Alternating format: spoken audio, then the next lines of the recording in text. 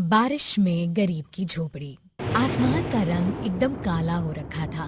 रह रह कर बिजली कड़क रहे थे। ठेकेदार चेतन गरीब मजदूरों पर चिल्ला रहा था। चलो चलो सब जल्दी जल्दी हाथ पैर चलाओ। आज के आज पूरे मकान पर प्लास्टर लग जाना चाहिए ताकि बारिश के पानी में सीमेंट अच्छे से पक जाए। बाबूजी, मैंने तसले में आधा सीमेंट बालू डाल दिया है। आप यही उठा लो। ज्यादा भारी उठाओगे तो रीढ़ की हड्डी का दर्द जोड़ लगा देगा। इससे पहले मैं ठेकेदार देखे आप ले जाओ।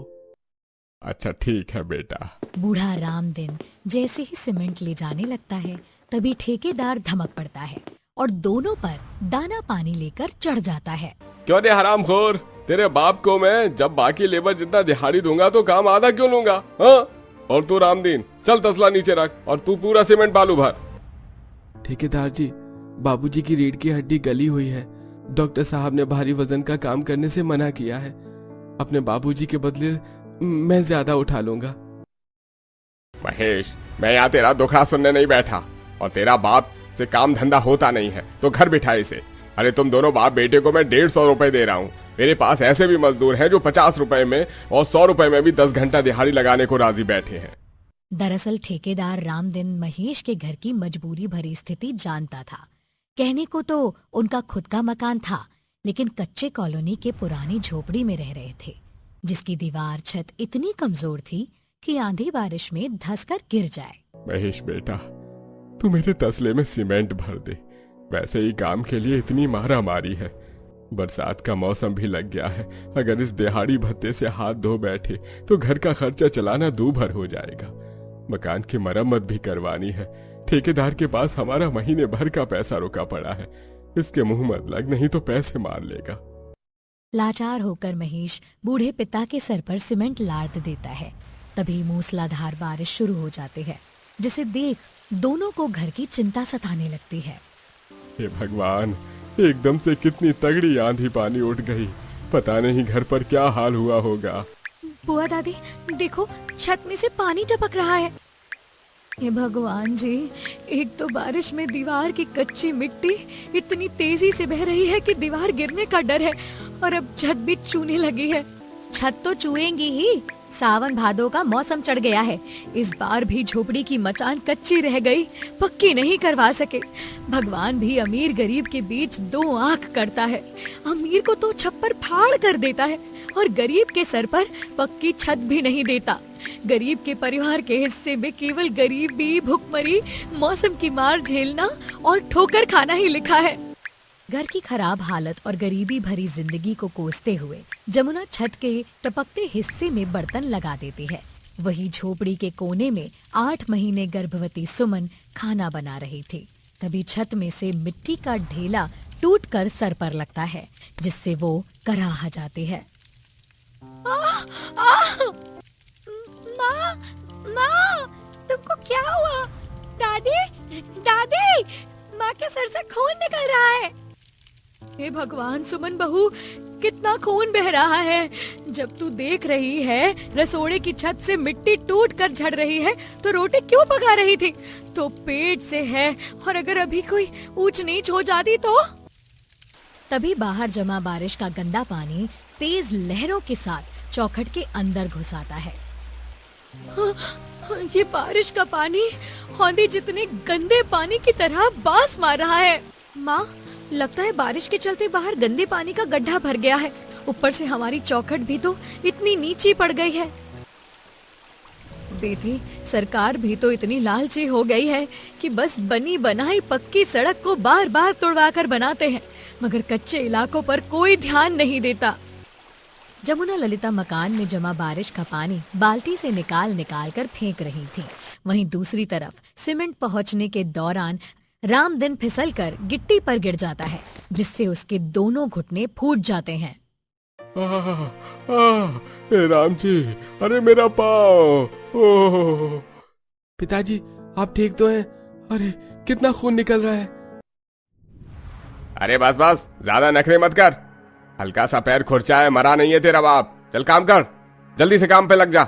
ठेकेदार के धौंस दिखाने पर दोनों 2 वक्त की रोटी के लिए दोबारा से उठकर खड़े होते हैं और बारिश में भीग भीग कर काम पूरा करते हैं। सबको दिहाड़ी मिलती है। ये ले सुखिया तेरे आज के 70 रुपए। महेश, ये तेरे 120 रुपए और तेरे बाप के 100 रुपए। पर चेतन भाई, 150 रुपए के हिसाब से तो हम 2 जनों के 300 रुपए बनते हैं, तो ये तो 220 है। बाकी के 80 रुपए किस बात के काट लिए? अरे यह तो तुम दोनों बाप बेटे को देह चोरी दिखाई टाइम सोचना चाहिए था। दिहाड़ी कटेगी। चेतन लाल नाम है मेरा, चेतन लाल। 98 चवन्नी का भी हिसाब रखता हूँ। अरे ठेकेदार जी, ये तो सरासर नाइंसाफी है। आपको पता है इसी महीने में मेरी बिटिया की शादी रखवाई है। उसके लिए हम खून पसीना बहाकर पाई पाई जोड़ने की व्यवस्था में लगे हैं, और आपने कहा था कि शादी में 50,000 की मदद भी करेंगे। हम दोनों बाप बेटे आपके यहाँ दिहाड़ी में कटवा कर उधार सधा देंगे। अरे किस आधार पर तुम दोनों को मैं 50,000 की रकम दे दूं? हाँ, एक पक्का घर मकान भी तो नहीं है जिसके दम पर मांग रहे हो तुम। अरे ठेकेदार जी, इतने सालों से हम आपके पास काम कर रहे हैं, भरोसा नाम की भी कोई चीज होती है। अरे तुम दोनों के भरोसे का क्या मैं अचार डालूंगा? मैं तुम दोनों को कोई कर्ज नहीं देने वाला। काम करना है तो करो, वरना छोड़ दो। तुम जैसे भतेरे गरीब काम के भूखे बैठे हैं। टूटे मन से दोनों दिहाड़ी लेकर रिहायशी इलाकों की रोड पर से घर को चलते हैं, जहां अमीर लोग के बंगले कोठी बारिश में चमचमा रहे थे। पता नहीं अमीरों के पास इतने पैसे कहाँ से आते हैं। कोठी, बंगला, गाड़ी, क्या कुछ नहीं होता, और हमें गरीबों की जिंदगी है, 2 टाइम की नमक रोटी कमाने में निकल जाती है। बेटा, ये बरसात है, सबके लिए सवार नहीं होती। इसी मौसम में ललिता की शादी का दिन भी रखा है। ठेकेदार ने भी इन मौके पर मुंह मोड़ लिया। कैसे होगा सब कुछ? आज तो इतनी बरखा बूंदी हुई है कि घर का क्या हाल हुआ होगा। थरथराते हुए दोनों झोपड़ी में पहुंचते हैं, जहां अभी भी सास बहू ननद पानी निकालने में भिड़ी हुई थीं। अरे सुमन बहू, जरा चूल्हे पर लाल चाय चढ़ा दे। बारिश में पूरा दिन भीगकर शरीर में जाड़ उखाड़ के रख दिया है। बहू, जा तू चाय चढ़ा दे। अब बारिश भी छूट गई है, मैं सुखा लूंगी बाकी जमीन। कुछ देर में सुमन सब लोगों को चाय बना के पिलाती है। वही अमीर पड़ोसी, आहा, कितनी मस्त बारिश हो रही है, ऐसे में गरम गरम पनीर टिक्का खाने का स्वाद ही अलग है। पड़ोसन शारदा को पनीर टिक्का खाते देखकर गौरी पिंकी का मन ललचाने लगता है। पापा पापा, हमको भी पनीर के पकौड़े खाने का दिल कर रहा है। हमारे घर में पकौड़े कब बनेंगे? बेटा, थोड़े दिन में बुआ की शादी है ना, तब पकौड़ी बनेंगी तो खा लेना। हाँ महेश बेटा, शादी तो बाद में देखी जाएगी, पहले तो झोपड़ी को पक्का करवाना सबसे अकाज है। इस झोपड़ी की दीवार छत एकदम खोखली, कच्ची और कमजोर हो गई है। इसको पक्की कराना जरूरी है। इस बार झोपड़ी आंधी तूफान का कहर झेल नहीं पाएगी। जमुना, खाली दीवार छत पक्का करवा देने से कुछ नहीं होगा। सबसे पहले झोपड़ी के अंदर मिट्टी भरवाना पड़ेगा, तभी झोपड़ी चौखट ऊंची होगी। सरकार ने बिना मतलब हमारी मिट्टी पहाड़ कर दी, ऊपर 2-2 गज सड़क ऊंची कर दी, इसीलिए हमारी झोपड़ी अंदर चली गई। बेचारा एक कमाने खाने वाला गरीब किस तरह से मकान बना सकेगा। देखते ही देखते रात हो जाती है। गरीब परिवार झोपड़ी के अंदर बैठकर रूखा सूखा खा रहे होते हैं। तभी एक बार फिर से मौसम खराब हो जाता है। काफी तेज की आंधी उड़ने लगती है। अरे बहू, फाटक बंद कर दे, वरना धूल मिट्टी मकान के अंदर भर जाएगी। जी बाजी। तभी तेज आंधी तूफान के झोंकों से दरवाजा उखड़ जाता है और सारी धूल उन गरीबों के खाने में पड़ जाती है। लगता है ऊपर वाले से हम गरीबों का नमक रोटी खाना भी देखा नहीं जाता। पूरा खाना किन किन हो गया। कोई नहीं, ये रोटी छोड़ दो, मैं खा लूंगी बहू। देख, और रोटी पड़ी हो तो तेरे ससुर जी को दे दे।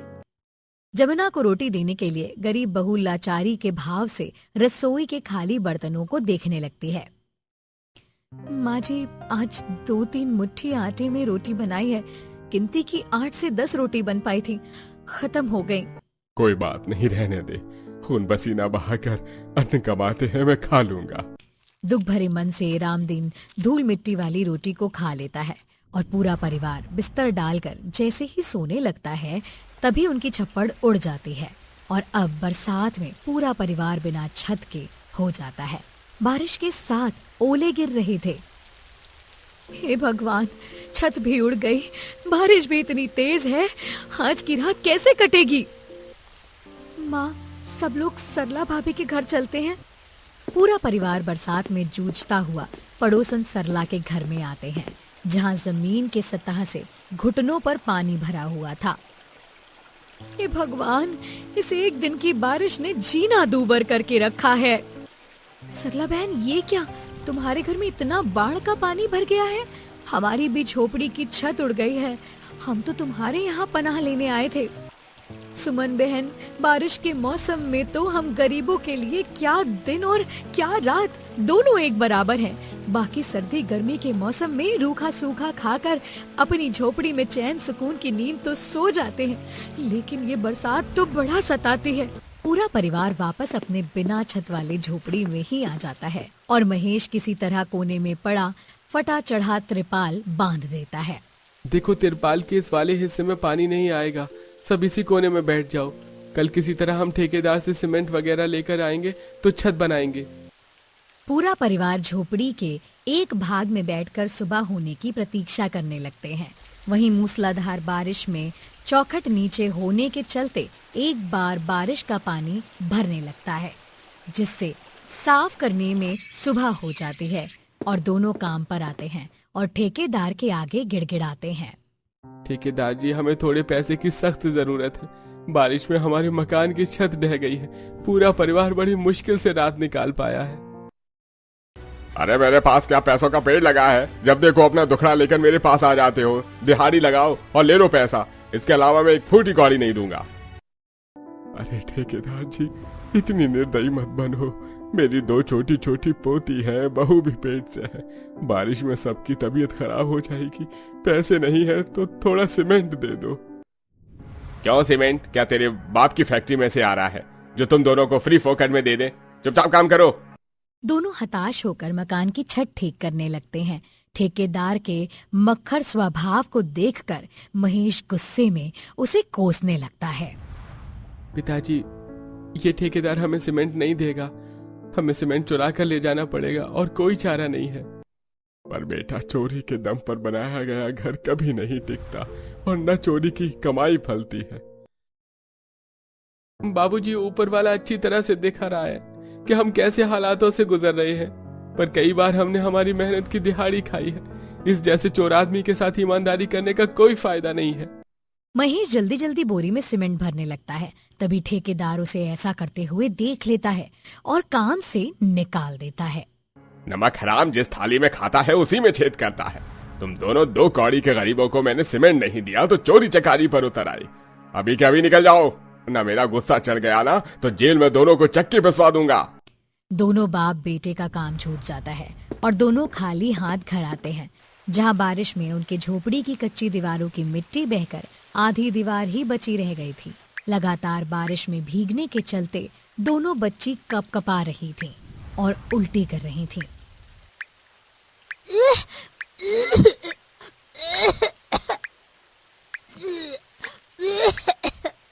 गौरी, गौरी मेरी बच्ची, क्या हो रहा है तुझे? माँ जी, इसका बदन तो भट्टी जितना तेज तप रहा है। बहू, रात भर दोनों बारिश में भीग रही हैं। बुखार तो चढ़ेगा ही, ऊपर से तू भी पेट से है और बारिश में भीग रही है। कहीं पेट के बच्चे को निमोनिया ना हो जाए। माँ देखो, भैया और बाबूजी आ गए। आ गया? तुम दोनों को ठेकेदार ने पैसा दिया? कहाँ पैसे दिए भाग्यवान, बल्कि एक और मुसीबत खड़ी हुई। ठेकेदार ने काम से भी निकाल दिया। हे भगवान, दुख पड़ा है तो चारों तरफ से एक साथ ही पड़ा है। किसी तरह इस कच्ची झोपड़ी में रूखा सूखा खाकर टाइम तो कट रहा था, लेकिन इस बारिश ने हमारी बसावट उजाड़ दी। अब कहाँ भटकेंगे? बेघर की अवस्था में पूरा गरीब परिवार अमीर पड़ोसियों के पक्के मकान का दरवाजा खटखटाते हैं, लेकिन कोई उनकी मदद को आगे नहीं आता है। लाचार होकर वो वहीं त्रिपाल डालकर खाना पीना करने लगते हैं। ऐसे ही लगभग 2-4 दिन गुजर जाते हैं। अब ना तो परिवार के पास खाना बचता है और ना ही एक खोटा सिक्का, जिससे गर्भवती सुमन की हालत बिगड़ने लगती है।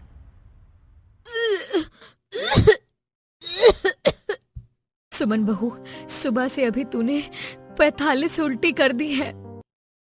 माँ जी, पेट बहुत ही ज्यादा दुख रहा है, भूख लगी है। बहू, अभी तेरा देह जच्चा की अवस्था में है। ऐसे टाइम में तो तुझे हर थोड़ी देर पर कुछ ना कुछ खाना चाहिए ताकि बच्चे को पोषण मिले। पर तेरे पेट में तो पिछले 2 दिन से अन्न का एक दाना भी नहीं गया है, कहीं बच्चा ना खराब हो जाए। ये सुनते ही सुमन की दोनों बेटी गौरी और पूजा फूट फूट कर रोने लगती हैं। दादी, हम अपने आने वाले बाबू को कुछ नहीं होने देंगे। मैं खाना लेके आऊंगी, मंदिर में प्रसाद बांटते हैं ना, मैं लेके आऊंगी। फिर माँ, आप मीठा मीठा प्रसाद खाना और छोटे छोटे बाबू को भी खिला देना। छोटी सी गौरी किसी बड़े सयाने की तरह अपनी गर्भवती माँ को दिलासा देती है, जबकि उसके चेहरे पर भूख की झलक साफ दिख रही थी। जैसे ही वो मंदिर की तरफ बढ़ने लगती है, तभी बारिश में रोड पर एक गाड़ी टक्कर मार जाती है। इधर देखते ही देखते मौसम काफी ज्यादा खराब हो जाता है, जिसके चलते सरकारी गाड़ी आकर अलर्ट जारी कर देती है। सुनिए सुनिए सुनिए, मौसम विभाग के अनुसार अगले 3 दिनों तक भारी बारिश और बाढ़ की संभावना है। जितना जल्दी हो सके आप सभी इस कच्ची कॉलोनी को खाली करके किसी सुरक्षित स्थान तक पहुंच जाएं। यमुना नदी का जलस्तर खतरे के निशान से ऊपर बह रहा है, किसी भी वक्त पानी इस इलाके में घुस सकता है। ये सुनते ही गरीब परिवार वाले चिंता से भर जाते हैं और सभी गरीब लोग अपनी अपनी झोपड़ी खाली करने लगते हैं। तभी आसमान में जोर जोर से बिजली कड़कने के साथ चक्रवर्ती तूफान और आंधी बारिश उठाते हैं और बाढ़ का पानी पूरे इलाके में घुस जाता है। गरीब परिवार की आंखों के सामने उनकी झोपड़ी तिनके की तरह टूट जाती है। हाय, तुझ पर ऊपर वाले एक ईंट जोड़कर कितने जतन से ये झोपड़ी खड़ी करी थी। तूने हमसे ये भी छीन ली। माँ, चलो यहाँ से, बाढ़ का पानी भरता जा रहा है, हमें जल्दी से जल्दी यहाँ से निकलना होगा। तभी बाढ़ और तूफानी भवंडर से पेड़ और पौधे टूट कर गिरने लगते हैं और पूरा परिवार बाढ़ के बहाव में बहने लगता है। अजी, मुझे मेरी गौरी चाहिए, वो अभी तक नहीं आई है। मैं उसके बिना कहीं नहीं जाऊंगी। माँ, मुझको बचाओ, मुझे डर लग रहा है। अपने बच्चे को बाढ़ के पानी में डूबता हुआ देखकर सरला रोने बिलखने लगती है। चिट्टू, मेरा बच्चा, तू डर मत, मैं तुझे कुछ नहीं होने दूंगी। तभी बाढ़ के सैलाब में सरला का बच्चा कहीं खो जाता है। वो अपनी छाती पीट पीट कर रह जाती है। जहाँ बारिश और बाढ़ कहर बनकर गरीब की झोपड़ियों पे बरस रही थी, वहीं गरीब अपने परिवार वालों को खो रहे थे, वहीं अमीर अपने मकानों में सुरक्षित था। पानी का बहाव बहुत तेज है, सब लोग एक दूसरे का हाथ पकड़ लो और छोड़ना मत। पूरा परिवार बाढ़ के पानी में फूंक फूंक कर आगे बढ़ता है। देखते ही देखते बाढ़ का पानी उनकी गर्दन तक आ जाता है और बहू के पैर में कांच लग जाता है। दर्द से उसकी सांस उखड़ने लगती है। माँ जी, मुझसे नहीं चला जाएगा, मुझे दर्द हो रहा है। बहू, थोड़ा सा हिम्मत कर, धीरज रख, अपने आने वाले बच्चे के बारे में सोच। ऐसा कहकर जमुना अपनी बहू के टूटती हुई हिम्मत को जोड़ती है।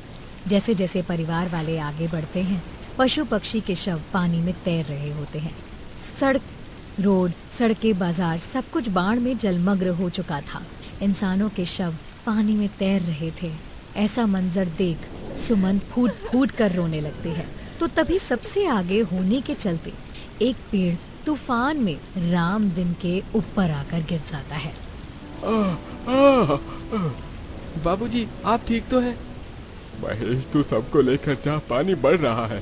शायद इस बाढ़ में ही मेरा ऊपर वाले के पास जाना लिखा है। हाय महेश के बाबू, ऐसा मत कहो, मैं तुम्हें छोड़कर नहीं जाऊंगी। तभी ललिता को बचाव कर्मी की नाव दिखाई देती है, जो कि बाढ़ग्रस्त लोगों को बचा रहे थे। तभी कुछ लोग रामदन के ऊपर से पेड़ को हटाते हैं। आप सभी लोग जल्दी से नाव में बैठ जाइए, क्योंकि थोड़ी देर में पूरा इलाका डूब जाएगा। सब लोग जल्दी जल्दी नाव में बैठ जाते हैं। जहां रह रहकर बाढ़ का पानी सैलाब की तरह उड़ रहा था, वहीं सुमन प्रसव पीड़ा में भी अपनी बेटी के लिए छटपटा रही थी। अजय मेरी गौरी यहीं कहीं होगी, हमें उसे ढूंढना चाहिए। सुमन, इतनी बाढ़ में गौरी का बचना असंभव है। अब तुम अपने दिल पर पत्थर रख लो।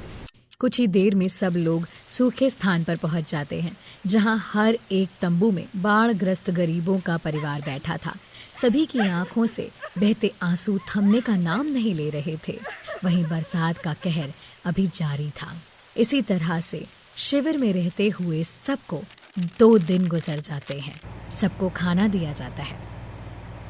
भाभी, आप थोड़ा सा कुछ खा लीजिए, इतने दिनों से आपने कुछ नहीं खाया। नहीं ललिता, मुझे भूख नहीं। पता नहीं मेरे बच्चे ने कुछ खाया होगा या नहीं। कहाँ होगी, किस हाल में होगी। मेरा दिल कहता है कि मेरी गौरी अभी जिंदा है। ऐसा कहते हुए सुमन काफी ज्यादा रोने लगती है। तभी कैंप के पास अनाउंसमेंट होती है। सुनिए सुनिए सुनिए, हमें एक लापता बच्ची मिली है जिसका नाम गौरी है। उम्र 7 साल। यदि आप में से किसी की बच्ची है तो इसे ले जाइए। ये सुनते ही गरीब बहू टूटे मन से गिरते हुए भीड़ में आगे बढ़ती है, जहां गौरी के हाथ में डबल रोटी होती है और आंख में आंसुओं की डबडबाहट। तभी भरे हुए मन से सुमन उसे सीने से लगा लेती है। गौरी, मेरी बच्ची। माँ, माँ, पता है जब मैं आपके लिए खाना लेने गई थी ना, तो रोड पर मेरा एक्सीडेंट हो गया था और मैं तो बेहोश हो गई थी। फिर इन अंकल ने मुझे बचाया। भाई साहब, आपने मेरे बच्चे को बचाकर मुझ पर बहुत बड़ा उपकार किया है। अपनी बच्ची को सही सलामत जिंदा देखने के बाद सुमन के हलक के नीचे निवाला उतरता है। वहीं बाढ़ पीड़ित गरीब परिवार के घर की क्षति के लिए सरकार हर एक परिवार में से एक बेरोजगार को रोजगार देते हैं और 2 लाख की नियुक्ति रकम भी देते हैं। देखिए, आप सबने इस बारिश में अपना अपना घर खोया है, इसलिए सरकार की तरफ से आपके परिवार वालों को 2 लाख रुपए दिए जा रहे हैं और रोजगार की गारंटी। अरे बहुत बहुत धन्यवाद साहब जी। पर अगर यही पैसे सरकार ने हमें पहले वक्त में दिए होते तो अपनी झोपड़ी को पक्का करवा लेते और आज हमारी बसावत न उजड़ती और न ही गरीबों की जान जाती। अपना दुख जाहिर करते हुए रामदिन के शब्दों में अथाह गरीबी की झलक थी। बरसात छूटने के बाद धीरे धीरे कच्चे इलाकों से बाढ़ का पानी निकल जाता है और सरकार कच्चे इलाकों को पक्का करवाती है ताकि किसी गरीब को बारिश में ऐसे बेघर भरी परिस्थितियों का सामना ना करना पड़े। लेकिन आज भी हजारों लाखों गरीब मॉनसून के मौसम में बेघर रहने को मजबूर हैं।